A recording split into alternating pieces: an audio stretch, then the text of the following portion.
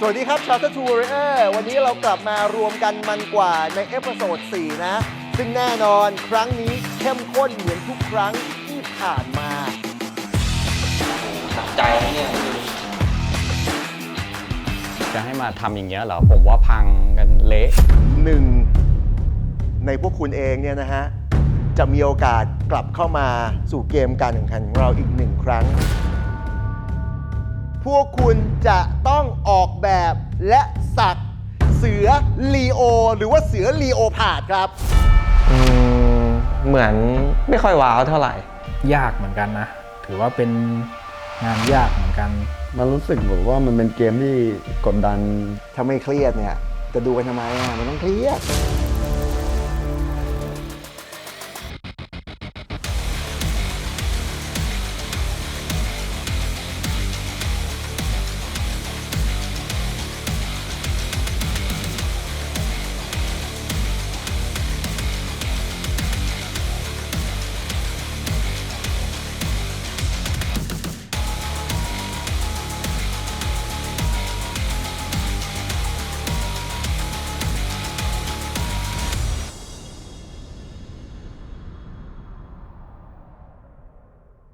สวัสดีครับ Charter to Warrior วันนี้เรากลับมารวมกันมันกว่าในเอพิโซด 4 นะ ซึ่งแน่นอนครั้งนี้เข้มข้นเหมือนทุกครั้งที่ผ่านมานะครับ และจุดประสงค์หลักของเราก็คือเราจะเฟ้นหา Master of Black Work ของ NT Tattoo และแน่นอนนะ สิ่งที่พวกคุณจะได้รับก็คือเงินสด 50,000 บาท รวมถึงถ้วยรางวัล ที่เป็นฝีมือการปั้นของอาจารย์นิว ตั้งใจให้กับพวกคุณจะมีหนึ่งเดียวเท่านั้น มาถึงโจทย์ในวันนี้นะ อย่างที่เราได้รู้กันไปนะครับ จริงๆเนี่ยมันต้องมีผู้เข้าแข่งขันเนี่ยทั้งหมด 10 คน เพื่อจะแข่งขันโจทย์ในวันนี้ แต่ทุกคนในที่นี้รู้กันอยู่แล้วนะครับ ว่าตอนนี้เนี่ยเหลือแค่ 9 เท่านั้น เหตุผลที่เราหายไป 1 คนนี่เพราะอะไรครับนิวครับ ตอนนี้แจ็คได้ออกจากร้านเราไป ทุกคนรู้กันอยู่แล้วนะ แล้วก็เขาไม่ได้ติดธุระอะไร หรือว่าไปเป็นทหารเหมือนน้องบางคนอะไรเงี้ย แต่เขาอะผิดกฎกับบางอย่างกับร้าน ซึ่งเขาออกไปแล้ว ตอนนี้ เราจะเติมเต็มอีก 1 คน อีกกับ F ครับ 1 ในพวกคุณเองเนี่ยนะฮะ จะมีโอกาสกลับเข้ามาสู่เกมการแข่งขันของเราอีก 1 ครั้ง ซึ่งโจทย์จะเป็นอะไรนั้นรอได้เลย แต่ตอนนี้ขอเสียงปรบมือต้อนรับผู้เข้าทั้ง 2 คนกับสุขสังเวียนอะไรอีก1 ครั้งครับ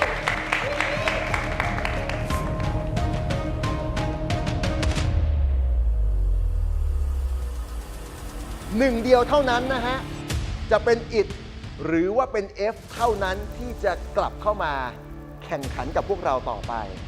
ปกติแล้วทุกเกมการแข่งขันเราก็จะมีโอกาสได้เลือกคุณถูกต้องไหมไม่ว่าจะเป็นผู้ชนะที่เป็นคนเลือกให้ หรือไม่พวกคุณเนี่ยเป็นคนเลือกเอง แต่วันนี้จะแตกต่างนะครับคุณทุกคนนะครับพวกคุณมีสิทธิ์ที่จะเลือกว่าคุณอยากสักกับใครในนี้พอผมบอกปุ๊บคุณเดินเข้าไปแล้วก็ไปดึงตัวเขามาอยู่ตรงกลางนี้พร้อมกัน คนแรกเลยครับคุณอยากใส่คุณไปดึงตัวเขาออกมาเลย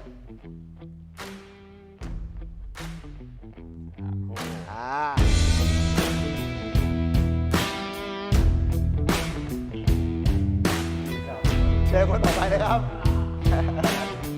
กองนะเรา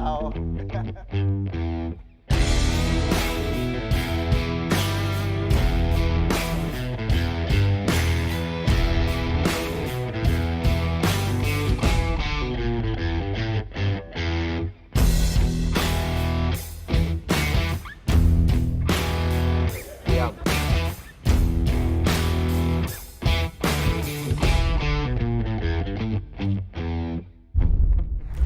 และโจทย์ของพวกคุณในวันนี้นะครับ พวกคุณจะต้องออกแบบและสักเสือลีโอหรือว่าเสือลีโอพาร์ดครับ แต่มันจะเป็นรูปแบบของแกปฟิลเลอร์ครับ ตกใจเหมือนกันครับว่าจะเล่นกับแกร็บยังไง เพราะเรายังไม่เห็นหน้างาน สนุกรู้สึกว่า NT มันต้องแบบว่า เก่งหน่อยช่ำหน่อยเรื่องเข้าแก๊ปอะพี่ มันเป็นความสนุกที่แบบว่าเราต้องไปอยู่กับรอยสักข้างๆ แล้วแม่งให้พอดี แล้วแม่งต้องบังคับมันให้เท่อะไรเงี้ยพี่ จริงๆ ร้านเราให้ความใส่ใจกับบล็อกสัดส่วนทุกอย่าง ทุกคนต้องอ่านสัดส่วนของเสือให้ออก แล้วสิ่งที่จะโชว์ก็คือลายเส้นของเรา ว่ามันจะพิเศษยังไง ซึ่งคุณต้องอ่านทุกอย่างให้มันขาดให้ได้ แล้วคุณจะโชว์อะไรในแต่ละส่วนให้ได้ การนำเสนอที่จะให้มันรู้สึกเข้ากับสไตล์เขาอะผมว่ามันยากตรงที่แบบเขาจะแมทมันยังไงนั่นแหละ ส่วนแก p ฟิลเลอร์ล่ะครับ ความยากของแก p ฟิลเลอร์ในวันนี้คืออะไรครับ คือปกติการวางงานในพื้นที่ว่างมันง่ายอยู่แล้ว แค่เราวางให้มันตรงตามเซนเตอร์ แต่อันเนี้ยมันกรอบของมันคือมันมีรูปเก่าที่เป็นซ้ายขวาหรือบนล่าง ซึ่งคุณต้องวางให้มันเข้าพอดี เหมือนการแปะสติกเกอร์ลงไป ให้มันพอดีที่สุดผมจะให้คะแนนจากเรื่องเหล่านั้นนะครับ คนที่เราคัดมาเนี่ยเขามีแก p ฟิลเลอร์ที่เขาต้องการจะสักในวันนี้ด้วย อย่างที่ผมบอกไปนะครับวันนี้เนี่ยเอฟกับอิดมีโอกาสกลับเข้ามาแข่งขันอีกครั้งหนึ่งแปลว่าอะไรครับ แปลว่าวันนี้ในการออกแบบเสือลีโอพาร์ดพวกคุณมีเวลาทั้งหมดครึ่งชั่วโมง แล้วเสร็จปุ๊บเอฟกับอิดจะออกแบบออกมาแล้วพวกเราทุกคนจะเป็นคนเลือกว่าจะให้ใครกลับเข้ามาในสังเวียนเพื่อสัก พวกเราจะเป็นคนเลือกครับ ว่าเอฟกับอิดใครที่วาดรูปสวยและก็เหมาะกับการกลับเข้ามาในครั้งนี้ ใจนะเนี่ยพี่ ธรรมดานะฮะ เพราะอย่างที่เรารู้กันนี่คือเกมการแข่งขันนะครับเต็มที่ ฉะนั้นถ้าพวกคุณพร้อมกันแล้วนะครับ มีเวลาครึ่งชั่วโมงในการออกแบบลุยครับ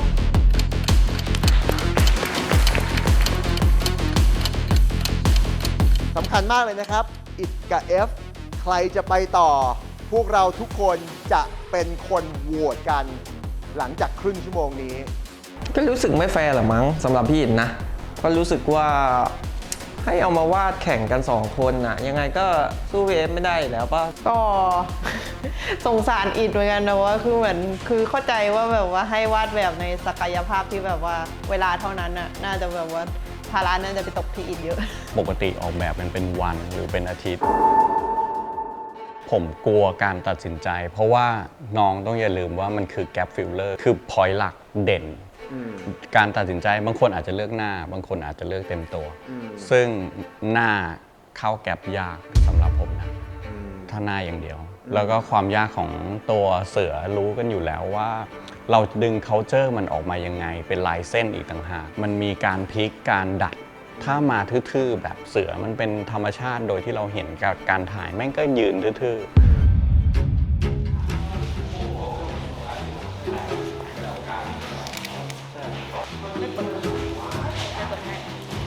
คือขนาดที่มันเล็กมากเลย มันแทบจะ3 นิ้วผมเองอะ3-4 นิ้วเองอะมันคือมันเล็กมากอะ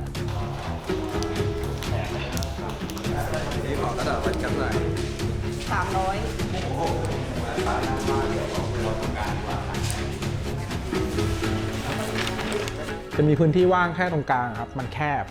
ทีเนี้ยถ้าผมจะทำแค่ตรงส่วนหัวมันจะเล็กมาก ผมก็เลยตัดสินใจว่าทำทั้งตัวแม่งเลย การที่เข้าแก๊ปแล้วมันรู้สึกว่ามันไม่ฝืนอะมันโชว์แบบศักยภาพแล้วก็ชั้นเชิงในการทำงานค่อนข้างเยอะเลยค่ะ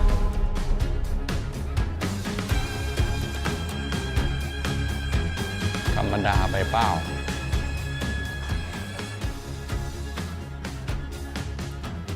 10 นาทีนะครับ มันก็มีหลากหลายอ่ะเราก็เอามุมเอาอะไรมาเล่นครับ แต่แก๊ปเราเห็นอยู่แล้วก็วัดแก๊ปแล้วก็วางโครงสร้างวางองค์ประกอบอะไรให้มันแบบเหมาะสม วาดหน้างานน้องมันวาดกันเป็นวันบางคนวาดเป็นอาทิตย์อย่างเงี้ยแล้วแบบจะให้มาทำอย่างเงี้ยเหรอผมว่าพังกันเละ คือในเวลาเดียวกันเนี่ย ถ้าเกิดเราจะจำกัดช่วงเวลาสักให้สั้นกว่านี้ก็ได้นะ แต่ผมกับพี่นิวเองก็เลือกที่จะให้เวลาน้องๆเนี่ยได้โชว์ศักยภาพออกมาให้มากที่สุด ในเวลาเดียวกันอิดกับ F พวกคุณเนี่ยน่าจะกดดันเยอะเป็นพิเศษเลยนะครับ หนักของคนอื่นเขาเพราะว่ามันเป็นทางเดียวที่พวกคุณจะกลับเข้ามาเข้าการแข่งขันของเรานะ โดยมีเพื่อนๆเนี่ยเป็นคนเลือกฮะอีกแล้วเหรอวะไอ้ที่คราวที่แล้ว2 ครั้งแรกก็สักเสร็จเป็นคนแรกนะนี่ก็วาดเสร็จเป็นคนแรกเหมือนกันไงพี่นิว คืออยู่เหมือนกันนะ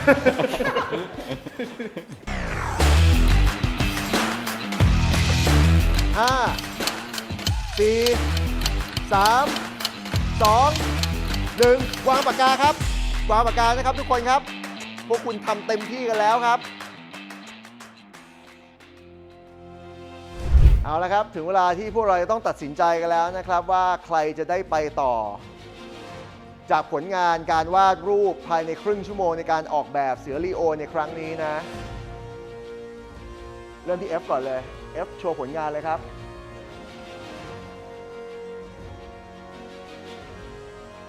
อิดครับ ทุกคนตั้งใจกันมากโอเคดูกันดีๆนะครับว่าเราชอบผลงานของเพื่อนคนไหนนะครับ เอาละครับถึงเวลาที่พวกคุณจะต้องตัดสินใจกันแล้วนะ แต่จริงๆแล้วเนี่ยการกลับเข้ามามันไม่ขึ้นอยู่กับคุณ2คนอยู่แล้ว มันขึ้นอยู่กับเพื่อนของคุณทุกคนที่นี่นะครับ9คนที่เหลือ เราจะเลือก1คนเท่านั้นนะครับที่กลับเข้ามา มันก็โหดกันหมดอ่ะ มันก็เลือกว่าเราก็ไม่รู้จะเลือกใคร F กับอิดครับ พวกคุณหันหลังครับ ผลงานของอิดก่อน ใครคิดว่าอิดควรจะเข้ารอบยกมือครับอ่ะโอเค F ครับโอเคขอบคุณมากครับหันหลังครับกลับเข้ามาผลก็ค่อนข้างชัดเจนนะครับเป็นเอกฉันท์นะครับดีใจด้วยกับเอฟครับ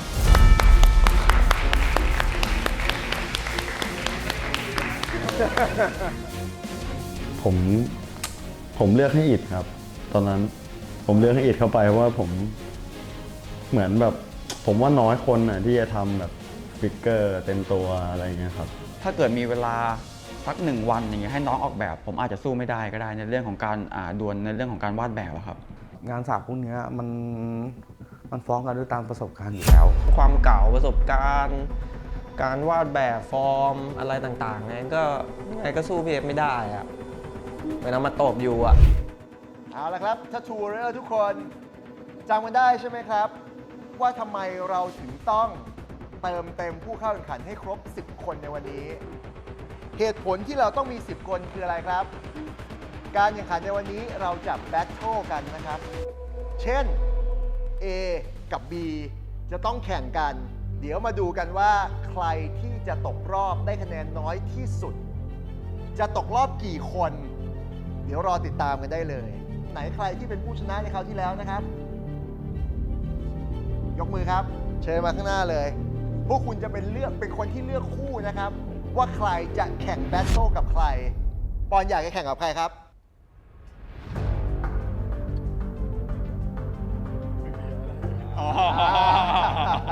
โอเค ปอนกับเบียร์นะ พีคจะเป็นคนที่มีสิทธิ์เลือกก่อนว่าพีคอยากจะสักแข่งกับใคร โอเค พีคกับเจนะโอเค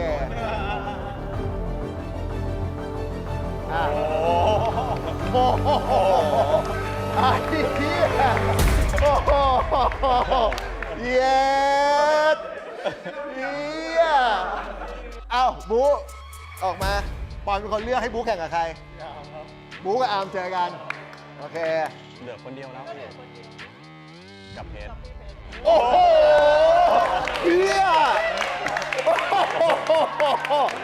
โอ้ยเย็ดไม่แต่พอถึงหน้างานมันมีการปรับกันได้ เพราะพวกคุณมีเวลากันอยู่ คือตอนนี้เนี่ยผมบอกเลยทุกคนรู้อยู่แล้วนะ แล้วผมว่าแม่งโคตรลุ้น ไอ้เฮียเหมือนกับนี่คือรอบไฟนอลเลยอ่ะ ฉะนั้นเนี่ยนะตอนนี้ทุกคนรู้กันอยู่แล้วนะว่าแบบของแต่ละคนเป็นยังไงอ่ะ ถ้าคุณคิดว่าเรามีสิทธิ์แพ้แล้วก็คุณมีเวลา3 ชั่วโมงในการปรับแบบและสักให้เสร็จนะฮะ มันทำกันได้นะเว้ย ตอนนี้ทุกคนรู้กันอยู่แล้วนะเว้ย มันเหมือนกลับมาเริ่มต้นกันใหม่เลย เพราะเรารู้อยู่แล้วคู่ต่อสู้เราคือใครอ่ะ ถ้าทุกคนพร้อมแล้ว ถ้าทูเรลพร้อมแล้ว ลุย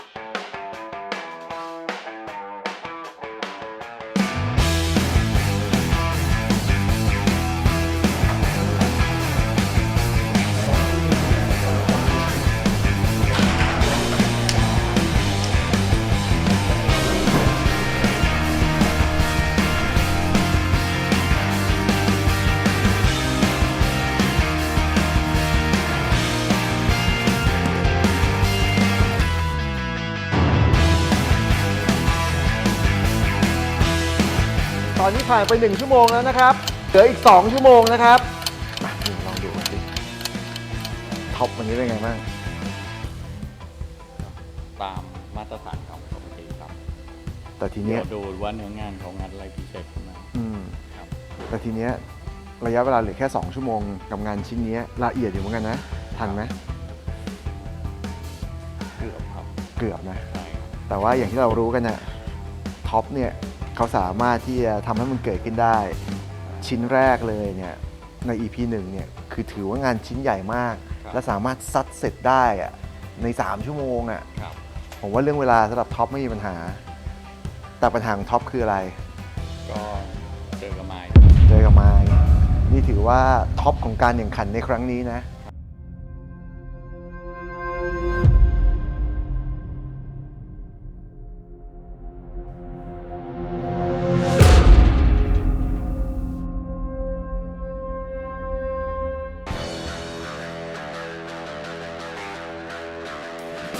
นี่ดูงานซะก่อนสวยมาก เจ๋งมาก ช่างสักออกมาได้สวย 100% อย่างนี้ คุณต้องดูแลรอยสักของคุณ หลังการสักให้ได้ 100% รอยสักที่ดีต้องมาคู่กับ aftercare kit ที่ดี Ink Brothers สำหรับผู้ที่รักรอยสักตัวจริง เอาละ 10 วินาทีสุดท้ายมาร่วมเชียร์และกดดันเพื่อนๆไปพร้อมกัน 5 4 3 2 1 หมดเวลาวางอุปกรณ์เลย คือรู้สึกว่ามันดูแบนอันนี้เสือหรือไฮยีน่า เนี่ยคุณพูดจาไม่ดีโดนส้นตีนหรอวะ ช่วงเนี้ยครับกับตรงนี้มันเหมือนมันไม่ทางเดียวกัน กล้าพูดอะไรที่แบบว่าเหมือนแบบ ผมว่าคนอื่นจะไม่กล้าขนาดนี้ อารมณ์เหมือนมวยถูกคู่อ่ะพี่ ผมจี้ตูดมาแล้วนะพี่มีศาสตร์อะ มีอะไรที่ต้องเรียนรู้อีกเยอะ